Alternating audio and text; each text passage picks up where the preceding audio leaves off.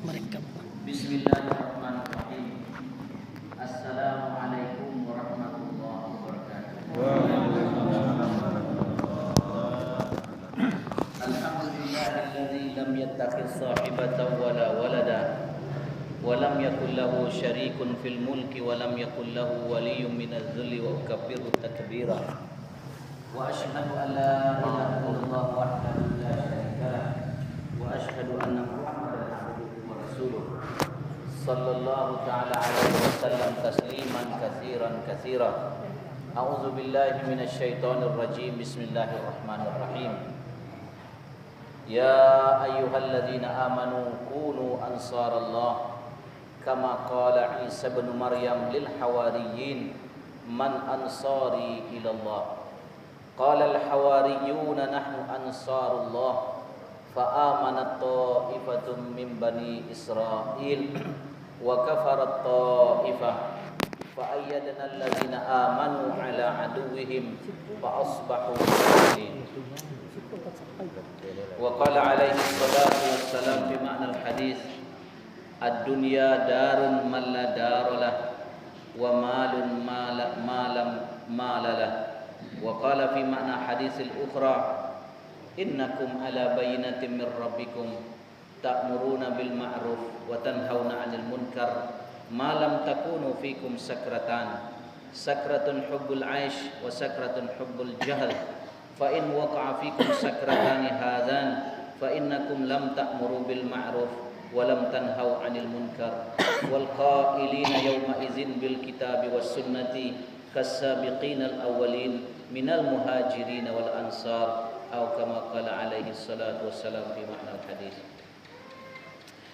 Para alim ulama, orang-orang tua kita, para guru-guru kita yang kita muliakan, yang kita cintai, Bapak Ibu, saudara-saudara sekalian, pada malam hari ini kita dimudahkan oleh Allah SWT untuk datang di Masjid Safruddin Perwira Negara ini, salah satu masjid kebanggaan di kampung kita ini. Semoga masjid ini menjadi masjid contoh teladan bagi masjid sedunia, dan sama-sama kita doakan kepada Allah masjid kita ini menjadi markas dakwah sedunia seperti masjid Nabi di Madinah Munawwarah. Jamaah sekalian, Nabi sallallahu alaihi wasallam bersabda dalam mana hadis, yang mana ini sabda daripada hadis qudsi Allah Subhanahu wa taala. Allah firmankan, inna buyuti fil ardi al masajid. Sesungguhnya rumah-rumahku di muka bumi, kata Rasulullah, adalah masjid-masjid. Jadi Allah punya rumah di muka bumi ini, dan rumah Allah itu masjid-masjid. Wa zuwaruha, dan adapun orang-orang yang datang ke masjid, penziarah-penziarah, pengunjung-pengunjung, tetamu-tetamu di masjid, kata Rasulullah dalam hadis qudsi Allah SWT ini, ummaruha, yaitu orang yang mau memakmurkan masjid. Minimal sekali kita 5 kali sehari semalam mau datang ke masjid. Kemudian juga Nabi sallallahu alaihi wasallam bersabda dalam hadis, innal masajid baitu kullu taqi, hadis Bukhari Muslim. Sesungguhnya masjid-masjid itu adalah rumah tempat orang bertakwa, kata Rasulullah. Jadi kalau kita Indo-Indo apa-apa ingin mencari orang bertakwa, carilah ke masjid. Di pasar tak apa sobok dia kita orang bertakwa. Di pasar tu orang bercakap saja tu. Ya kan? Kadang-kadang ada ulun yang lebih hebat, ya kan? Saudaranya sendiri nyupa dukun-dukunnya, nyutapan sesuatu di muka kadai kawan, saya kau tak tutui ati orang membalikannya. Kau dapat daknya sejak matahari tabi sampai tabana matahari kainnya seorang membali daknya. Padahal jemaah sekalian, di zaman Nabi dan sahabat, perdaganganku menyebabkan hidayah kepada orang lain. Orang dulu berdagang jemaah sekalian bukan nak mencari untung je labuh. Orang dulu berdagang mencari doa Allah dan nak masuk surga. Nabi mengecehkan dalam mana hadis sahih Bukhari Muslim, barang siapa seorang pedagang di Bali ni orang dagangannya barangnya apa saja, Misalkan mukena kah, jilbab kah, kopiah kah.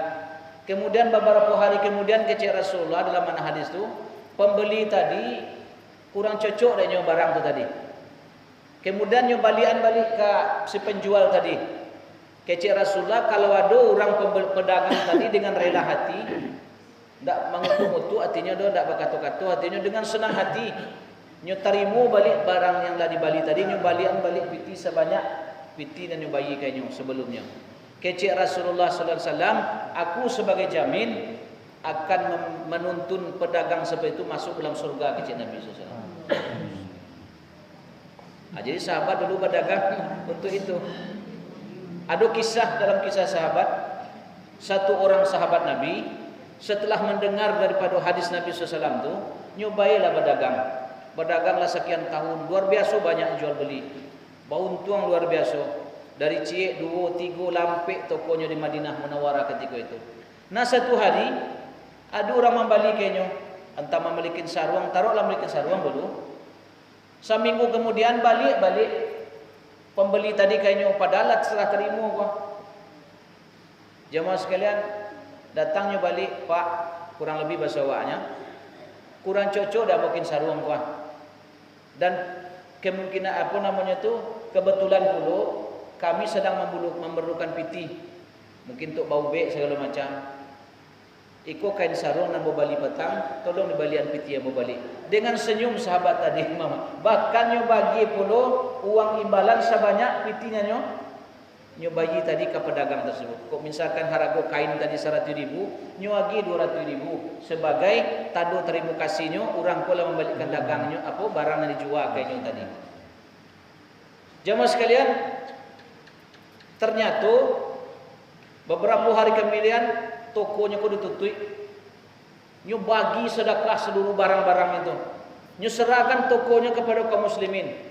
Ambillah barang dagang ambo gratis seluruhnya.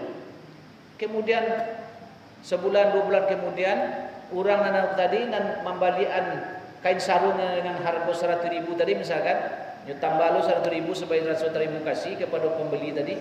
Balik ke situ lah do pitinyo ke membali balik. Tapi toko tu lah betutup. Ditanya-tanya di mana sebulan. Kecil orangnya kini tinggal di kaki gunung tak.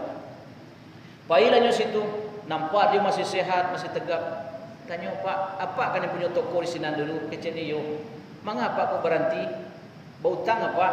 Tidak kecilnya. Bahkan toko kamu tu mau sedekahkan seluruhnya kepada kaum muslimin.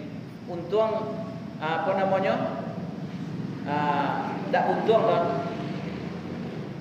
Tak ada saudara dulu si koko, dulu tanya, ambo serahkan pula isi dagang ambo tu kepada bapak keciknya serupa itu. Jemaah sekalian, nang kecik pembeli tadi, mengapa kau berhenti berdagang? Keciknya adalah bersobok dan ambo apa ni kecikan Rasulullah SAW. Apa tu kecik Nabi? Barang siapa yang menjual satu barang dagangannya, kemudian beberapa hari kemudian ternyata pembeli tadi tak suka je barang dagangan tu, atau nyo memerlukan kebutuhan yang lain, nyo balian balik. Kemudian dengan senang hati dia terima kembali barangnya kepada Rasulullah, nyo kembalikan harga barang tersebut, saya nanti menjamin menuntunnya ke dalam surga. Lah bersobok dah ambo itu katanya, manga ambo berdagang lagi kecil. Ambo berdagang hanya mencari itu saja. Menunggu orang membalikkan apa namanya barang yang dijual. Coba kawak kini. Apalagi kalau di minimarket, supermarket segala macam ya kan. Barang yang sudah beli mohon tidak bisa dikembalikan lagi. Harap tidak bisa dikembalikan atau minta maaf barang yang sudah bapak saudara beli tidak bisa dikembalikan lagi. Ya betul tak? Itu cara Yahudi dia apa-apa. Jadi agama gitu majan berdagang itu adalah jalan untuk mencari ridho Allah, mencari surga Allah Subhanahu wa taala. Nah jemaah sekalian, kecik Rasulullah SAW, musaji itu adalah rumahnya orang bertakwa. Kemudian ahlul masjid wajulasa'um al-malaikah, teman-teman duduk, kawan-kawan duduk orang di musaji itu para malaikat kecik Rasulullah SAW. In ghabu iftaqadu wa in maridu a'adu wa in syagalu ista'anahu. Jamaah sekalian, apabila ahli masjid itu tadi sewaktunya dah datang ke musaji tu 70.000 malaikat kecik Nabi sibuk kama simpulan. Keluar kotanya, pergi ke Padangnya, ke Bukit Tinggi, ke Jakarta, sibuk malaikat tak ada, sampai sembayangnya siku biasanya kecil malaikat, sibuk malaikat. Sekali waktu saja ndak datang ke musaji, heboh malaikat. Ndak surang 70.000 kecil Nabi sekurang-kurangnya. Malaikat mencarinya ibu dan bapak.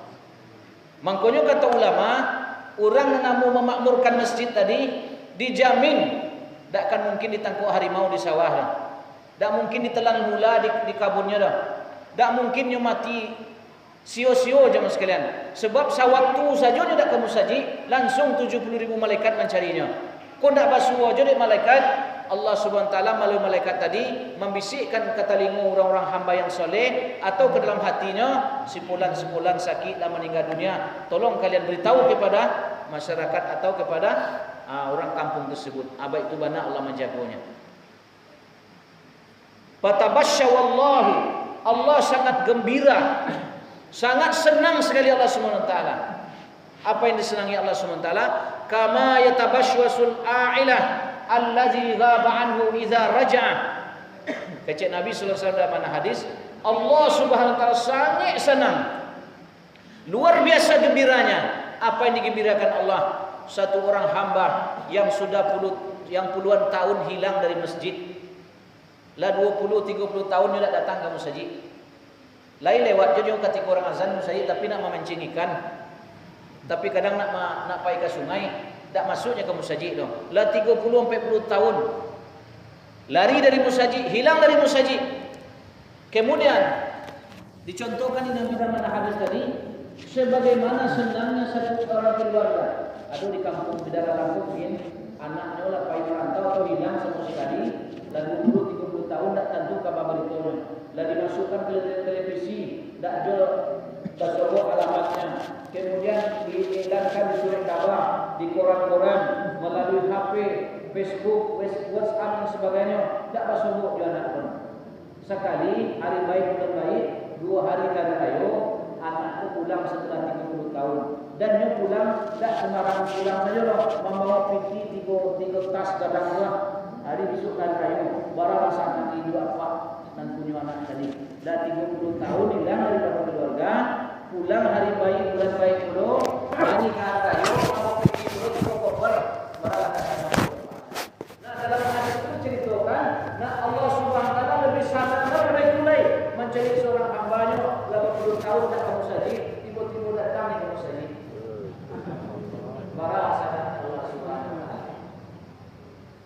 Makanya jemaah sekalian, beruntung kita lagi di musaji dibukakan pintu hati awal Allah SWT atau datang di musaji Allah SWT. Fatuba li 'abdin tatahhara fi baitihi thumma zarani fi baiti. Alangkah beruntungnya baca Nabi. Sangat beruntung. Siapa yang beruntung? Dan beruntung baca Rasulullah SAW adalah orang yang berwudu dengan sempurna di rumahnya, kemudian datang mengunjungiku ke rumahku, kata Allah. Itu adalah orang yang sangat beruntung menurut Allah Subhanahu wa taala. Fadu' 'ala al-ma'zur ay yukrima 'ala zairihi. Kewajiban bagi orang yang mengunjungi atau tuan rumah untuk memuliakan, menghormati, menyambut tamu yang mengunjunginya. Jadi Allah itu dalam hadis namanya ma'zur ataupun ma'zur. Ma'zur itu artinya orang yang dikunjungi. Bahasa waras itu tuan rumah. Kita nak datang ke rumah Allah itu tamu-tamu yang mulia dan sekalian. Jangan menjadi tamu Allah SWT, menjadi tamu bupati saja barangkali luar biasa dalam hati kita dah. Awak sekali pernah diundang oleh Pak Wabuk Haji Abdul Rahman, adik beliau Pak, ceramah di kantor bupati di situ di Muara Buah. Pernah ceramah pagi dan Jumat pagi ceramah di situ. Sajak dari satpam, sopir segala macam membukakan jalan kepada lalu tamu wakil bupati dan marah mulia dan sekalian. Ikut tamu Allah Subhanahu wa taala. Diwajibkan oleh Allah ini memuliakan orang yang mengunjunginya. Alangkah rugi orang yang bertamu ke rumah Allah Subhanahu wa taala. Maka jemaah sekalian yang dirahmati Allah Subhanahu wa taala, kemudian Nabi selanjutnya menyatakan, "Inna lil masajid autadan." Bagi masjid-masjid rumah Allah itu ada pasang, kata Rasulullah. Macam tiang-tiang. Jadi maksud Nabi bukan tiang itu pasang. Pasang daripada masjid itu kata Rasulullah adalah orang-orang yang datang ke masjid atau orang yang mau memakmurkan masjid. Jadi kita cari bumi itu dulu dalam asal kejadian ini selalu bergoyang karena tidak terjadi. Bergoyang di pasar dalam pasar bukit-bukit gunung-gunung kata surah An-Naba wal jibala autada, kami jadikan gunung-gunung bukit-bukit sebagai pasak atau tiang kecil Allah Al-Quran. Sehingga setelah dibuat tiang pasak oleh Allah tak bergoyang lagi bumi, kau tak boleh gempur saruku sebelum dia pergi pasak oleh Allah. Nah musaji kau pun ada pasaknya. Kalau pasaknya kau kuat, musaji itu tak bisa digoyang-goyang. Apapun aliran yang masuk kamu saji awak, Islam Nusantara kah, Islam Syiah kah, Islam Wahabi kah, Islam LDII kah, Islam Ingkar Sunnah kah, kalau jamaah di musaji kau kuat pasaknya, bersatunya jemaah sekalian, selalunya memakmurkan masjid kau tak bisa digoyang-goyang. Tapi kalau caruku yang gak dibatalu, kita kamu saja aku murah digoyangnya. Bahasa kami di yang Pangkuraji nama saya yang gak dibatalu namanya. Tahu yang gak dibatalu Pak Ibu? Yang gak dibatalu itu sekalinya batalu 3 hari cuti. Ya kan? Jumat musaji habis suar Jumat besok kamu musaji balik. Itu murah digoyang-goyang itu. Tapi kalau 5 kali sehari semalam paling kurang kita ke musaji, ahli masjid kita jemaah sekalian insyaallah tak akan ada nan taluk menggoyang gitu. Karena kita pun sebagai pasak-pasak masjid dibuat oleh Allah Subhanahu wa taala.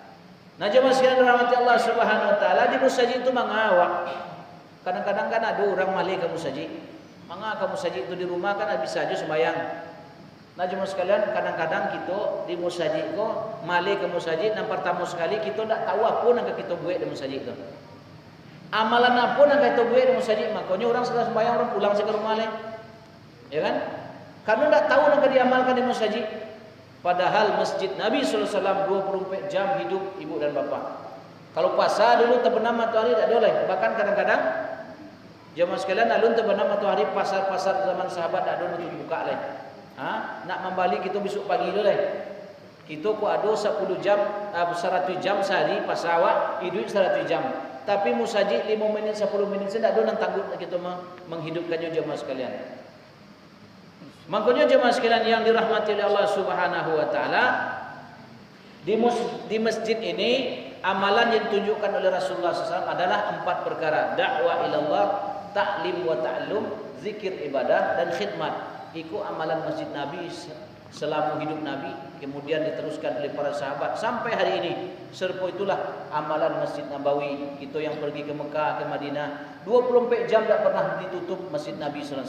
Terbuka untuk orang beramal, terbuka jemaah sekalian untuk orang berdakwah, terbuka untuk orang taklim dan ta'alum. Ada saja di pojok-pojok, di tiang-tiang, adanya belajar hadis, ada yang belajar fikih. Setiap sudut-sudut di Masjid Nabawi, di Masjid Mekah Mukarramah di Mekah, situ ada amalan tersebut jemaah sekalian. Nah, pertemuan kita sekali sebulan serbu koko jemaah sekalian adalah salah satu usaha untuk mencontoh daripada amal Masjid Nabi sallallahu alaihi wasallam. Kita niatkan insyaallah semua bapak-bapak ya. Nah, jemaah sekalian, yang pertama sekali itu dakwah ilallah. Apa yang kita dakwah jemaah sekalian? Mengajak orang kepada Allah. Jadi dai itu jemaah sekalian atau da'iyah, kalau laki-laki itu dai, perempuan da'iyah.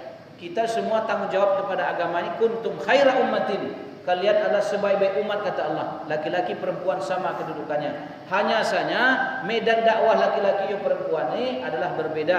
Kalau induk-induk medan dakwahnya banyak di dalam rumah. Kalau laki-laki banyak di luar rumah. Jemaah sekalian dirahmati Allah Subhanahu wa taala, dan pertama sekali kita ajak orang membesarkan Allah, mengecilkan makhluk. Itu dakwah kita siang dan malam. Besarkan Allah, kecilkan makhluk. Kalau ada orang cerita kebesaran makhluk, usianu, kita sapu barasi dengan sekali jemaah sekalian, sekali kalimat, setuju lapis langit, 7 lapis bumi, apa yang ada di antara keduanya seluruh ciptakan Allah, habis main orang itu sekali jemaah sekalian. Apa saja pembicaraan orang tentang makhluk kita bawa kepada pembicaraan kebesaran Allah, hilang kamus seluruh dunia ini jemaah sekalian. Karena jemaah sekalian dirahmati Allah Subhanahu wa taala, seluruh makhluk adalah dalam genggaman Allah, ciptaan Allah Subhanahu wa taala. Kemudian yang kedua kata para ulama yang perlu kita dakwakan yaitu bagaimana senantiasa kita membesarkan kampung akhirat dan mengecilkan kampung dunia. Hari ini di mana-mana orang bercerita kehebatan dunia, dilupakan kampung akhirat jemaah sekalian. Lupa tak lupa dah, tapi kurang kita ingat. Kalau tak dibicarakan berkali-kali, berulang kali, yo memang lupa kita cuma sekalian. Padahal kita sudah berkali-kali dan mencalik siang dan malam, kita mencalik sebulan-sebulan lah diumumkan di masjid, inna lillahi wa inna ilaihi raji'un. Besok inna lillahi wa inna ilaihi raji'un. Inna lillahi wa inna ilaihi raji'un. Artinya apa? Dunia jamaah sekalian tidak selama-lamanya tempat tinggal kita, tapi dunianya lah tempat kita meninggal. Dunia kata ulama bukan tempat kita tinggal, tapi dunia adalah tempat kita meninggal. Jamaah sekalian yang dirahmati oleh Allah Subhanahu wa taala, dan satu orang manusia termasuk para rasul, para anbiya, tidak akan bisa memiliki dunia ini.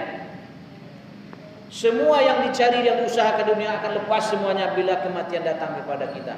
Bahkan sebelum kematian datang, ini pun sudah diambil oleh Allah Subhanahu wa taala. Bahkan akibat daripada kita melupakan kampung akhirat, akibat kita biasakan bicara perkara dunia, maka jemusan kita sering bergaduh, sering bertengkar. Jadi kalau orang macuk bicara itu tentang akhirat, tidak ada pertengkaran di situ. Sebab kita akan menuju kesinan seluruhnya. Tapi kalau cik cerita dunia, cik itu akhirat, selisih paham lah jadinya jemaah sekalian. Ada dalam kisah dahulu, dalam kitab Israiliyat, kitab orang-orang Bani Israel dulu, bagaimana kisah Nabi Isa alaihissalam. Nabi Isa satu hari nak pergi berdakwah ke satu tempat. Ada 3 orang Hawariyun, seperti ayat yang saya baca tadi dalam surah As-Saff.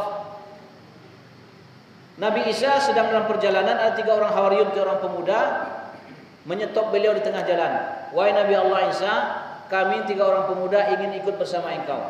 Kata Nabi Isa, kalian tidak bisa ikut bersama Muhammad. Mengapa itu kecek 3 orang tadi? Kalian nampak di ambu kecek Nabi Isa terlalu cinta kepada dunia. Sedangkan ambu kecek Nabi Isa, ambu seorang Nabi mengajak orang ke kampung akhirat. Oh indah, demi Allah kami akan ikut sesuai dengan arahan engkau wahai Nabi Allah Isa. Kalau bersumpah dengan Allah, ayolah. Ya ayyuhalladzina amanu kunu ansarallah kama qala Isa bin Maryam lil hawariyin man ansari ila Allah. Kemudian berjalanlah orang bertiga tadi, berampik je Nabi Isa. Di tengah-tengah perjalanan 3 orang pemuda tadi kelaparan. Lapar perutnya. Kecaya Nabi Allah Isa, kami lapar. Tolong carikan kami nasi agak satu atau roti agak sekeping. Maka Nabi SAW pergilah mencari barang sesuap makan ataupun sekeping roti untuk 3 orang tadi. Kemudian jemaah sekalian, setelah Nabi berusaha, dapatlah jemaah sekalian 4 keping roti. Artinya berampik dapat cek seorang. Kemudian kata Nabi SAW, tunggu sebentar, saya mau pergi berwuduk dulu. Tidak layak seorang Nabi, seorang Rasul kalau makan dan minum tanpa berwuduk. Jadi Nabi dan Rasul tak akan pernah makan dan minum kalau tak berwuduk. Dan itu pun Nabi mengatakan, siapa nan makan dalam keadaan berwuduk, minum dalam keadaan berwuduk, bara pun banyaknya makanan yang makan, makanan halal maksudnya apa? Tak akan ada hisab di sudah akhirat. Kini kita jemaah sekalian, jangankan berwuduk, kadang-kadang dalam junub pun kadang-kadang kita makan dan minum juga jemaah sekalian. Jadi makanya kita perlu beraja agama gitu, kau jemaah sekalian, acuk mandangawa. Usahakan makan dan minum dalam keadaan berwuduk. Itu amalan seluruh Nabi, sahabiah. Kalau sahabat itu laki-laki, sahabiah itu padusi, istrinya istri-istri para sahabat. Tak akan makan dan minum orang itu kecuali dalam keadaan berwuduk. Kita kadang-kadang kan jam makan jam minum dan berwuduk jemaah sekalian. Kadang-kadang masuk musaji, sembahyang pun tak wuduk kadang-kadang. Orang banyak kan cumulo sembahyang, padahalnya dah berwuduk dah. Maka aku sebutnya ada pegawai negeri di Damansraya mengaku kamu ikut Ustaz katanya lah biar 6 bulan ambo lakukan. Ambo memang lu mengadu hati kan karena apa namanya atasan tapasolo ikut sembahyang. Atasannya orang rajin sembahyang. Nyobain sembahyang padahal 6 bulan tak ada berwuduk, bayangkan tu. Antara dalam keadaan bajunub sembahyang abayang tu. Tapi alhamdulillah dibuka hati ni dari Allah. Kan beruntung je tu apa kamu saji kan? Dirubah oleh Allah Subhanahu wa taala. Cuba dah kamu saji, mungkin sampai mati sembahyang dah berwuduk atau Jadi jemaah sekalian dirahmati Allah Subhanahu wa taala, setelah Nabi Isa berwuduk, ternyata roti ko 3 tinggal lain. Dimakan di kawan tadi sekeping. Cik roti dimakannya ke mana? Cik tadi tak tahu. Ditanya Nabi Isa salam, "Ma bagian ambo? Siapa makan?" "Demi Allah ambo tak ada." "Demi Allah, dat sumpah demi Allah." "Baiklah, makanlah kalian, saya berpuasa," kata Nabi Isa. Lah makan yo santuang lah bakilik macam kacu pari yang bertiga tu. Kece Nabi Isa, ayo kita berangkat jalan lain. Berjalan sampai di tepi lautan ibu-ibu bapak-bapak. Kemudian Nabi Isa kecean ambo ka menyeberang seberang tuah, kanjo seberang lautan. Kami bawa Nabi Isa, kalian orang cinta dunia, kalian tinggallah siku. Ambo ka berangkat ke sinan lain. Baca rohnya, insyaallah Allah bisa mampu menerbangkan ambo ke sinan. Sebagaimana Allah mampu membikinkan jalan, buat jalan untuk saudaraku Musa alaihissalam ketika dikejar tentara Firaun, lautan dijadikan 12 jalan oleh Allah. Allah yang dulu, Allah sekarang sama, kata Nabi Isa. Beliau juga yang akan membantu saya. Lalu kami bagaimana? Kalian cinta dunia tidak bisa ikut saya. Demi Allah wahai Nabi Isa, kami tidak cinta dunia, kami akan belajar agama bersama engkau. Baik, peganglah jubah kata Nabi Isa. Dipeganglah nomor 37 jubah Nabi Isa alaihissalam, ditabang di angin sampai di seberang lautan. Sampai di seberang lautan, kece Nabi Musa Isa alaihissalam, demi Allah wahai saudara-saudaraku, Allah Maha Kuasa atas segala sesuatu, alimun bizatis sudur, Allah pun Maha tahu apa yang ada dalam hati kita. Tengoklah tadi kita di seberang sana, lautan tidak bertepi, sekarang Allah sudah pindahkan kita di sini. Itu kuasanya Allah. Oleh sebab itu tolong jujur kamu, siana memakan sekeping roti untuk ambo kece Nabi Isa. Demi Allah mudah doa, demi Allah mudah doa sini. Nombor 3 tadi kecil dah. Bersumpah demi Allah, biarlah. Ayo jalan. Berjalan jemaah sekalian, di pinggir lautan tu ada kasir ataupun pasir sudah menggunung membukit. Di bawah di ombak laut tu jadi kan kalau gitu ke pantai tu nampak tu kalau di bawah laut ada pasir atau kasir dah menggunung lawan bukit dah. Ada 3 tumpukan, 3 tumpuk. Nah, kecek salah seorang di antara nombor 3 tadi, sakironya tumpukan kasir ko menjadi piti, menjadi duit, saya akan berbuat baik saja, tidak mau lagi menipu-nipu katanya kan. Allah alimu bizatis sudur, Allah tahu apa yang ada dalam hatinya. Datang malaikat Jibril sallallahu alaihi wasallam. Wahai Nabi Allah Isa, ada saudara engkau nyo mengecek dalam hatinya sakironya tumpukan pasir itu menjadi duit, dinar, dirham. Dia akan buat begini. Indah, tidak mungkin dong kata Nabi Isa. Kamu tahu orang cinta dunia amat, berkelebihan cinta dunianya. Engkau Nabi Allah, engkau maha istijabah doa. Silakan berdoa kepada Allah dan ini kebaikan untuk mereka dan ujian juga untuk dirimu. Maka bisa berdoalah, ya Allah, engkau maha mengetahui apa dalam hati manusia. Apa yang ada di hati saudara kalian wujudkan ya. Seketika ini apa-apa, jadilah tumpukan pasir tadi menjadi betul, jadi dinar dan dirham. Jadi pitih, jadi uang jemaah sekalian. Maka Nabi Isa mengatakan, wahai saudaraku, demi zat Allah yang Maha Kuasa, tadi kalian lihat itu pasir menumpuk seperti gunung, seperti bukit. Sekarang seketika dengan kuasa Allah dirubah Allah menjadi uang, dinar dan dirham. Demi kekuasaan Allah yang Maha tahu segala sesuatu. Jujurlah kamu, cik Nabi Isa, siapa makan keping roti yang milik itu je ditanya olehnya. Kecik demi Allah hamba do, demi Allah hamba do. Katiga bersumpah. Baiklah kecik Nabi Isa. Ikut tumpukan piti ada 3 buah. Ambo dak berhajat kai koda kecik Nabi Isa.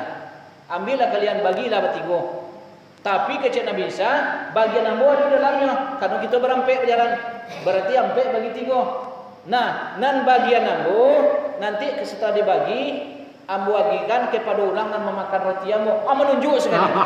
Ayo ambo makan wahai Nabi Allah.